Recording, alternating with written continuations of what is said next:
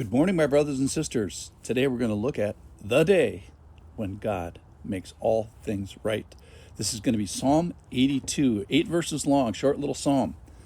So it's a moment in time when the real God judges the so-called gods here on our earth, small g gods versus big G God. So it's about this day when God shows up and he comes to judge those who currently on our earth are judging and ruling now. I think a little bit confusingly, he calls these humans, these bad human rulers, gods with a small g.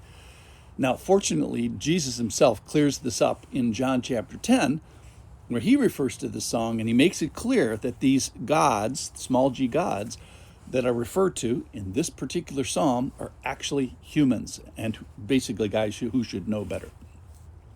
So this is the moment when the real God comes to judge and call into account the power and abuse of the temporary earthly rulers, these princes, these so-called gods, small g gods, these knuckleheads, as I like to call them, who are going to fall and the one true God is going to arise. Psalm 82, God, the real God, capital G, has taken his place in the divine council in the midst of the gods, small g gods. He holds judgment. How long will you judge? Now, here's the accusation against them. How long will you judge unjustly and show partiality to the wicked? Give justice to the weak and the fatherless. Maintain the right of the afflicted and the destitute. Rescue the weak and needy. Deliver them from the hand of the wicked. They, small g gods, have neither knowledge or understanding. They walk about in darkness. All the foundations of the earth are shaken. Verse 6, I said, you are gods.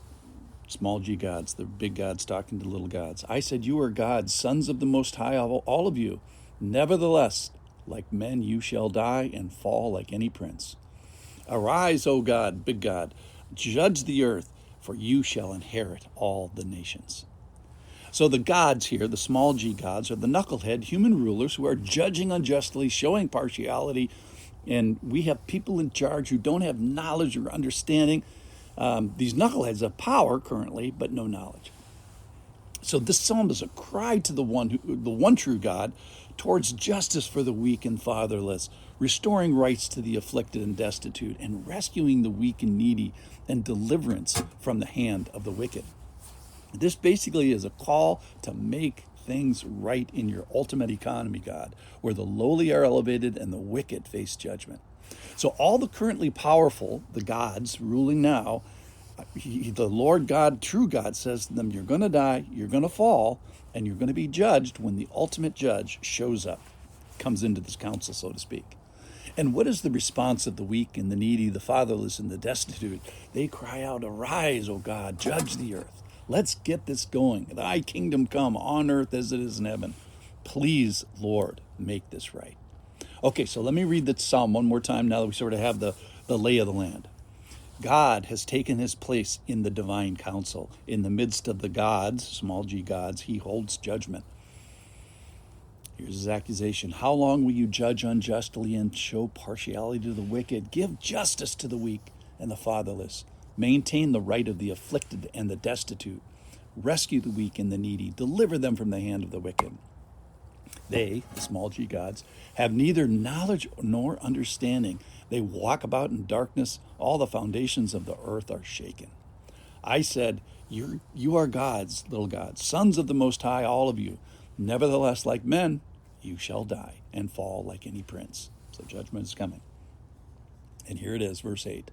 Arise, O God, judge the earth, for you shall inherit all the nations. So let me address two groups of people. If you have power, and those who don't have power, if you have power, use it under the guidance and submission under God, and know that you're going to be judged soon for the judgment that you exert here. And don't fail in your charge. Give justice to the weak and fatherless. Rescue the needy. Protect the powerless. Serve the purposes of God.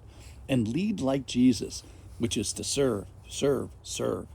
And if you're weak and needy, take courage under unjust rule. Why? Well, because God is mighty and God is coming. Call out to God that he would arise, that he would put you to safety, that he would do what only he can do, which is to bring true justice. So take courage under unjust rule. Why is that? Why can the weak and the needy take courage under unjust rule? Well, here it is. God is mighty and God is coming.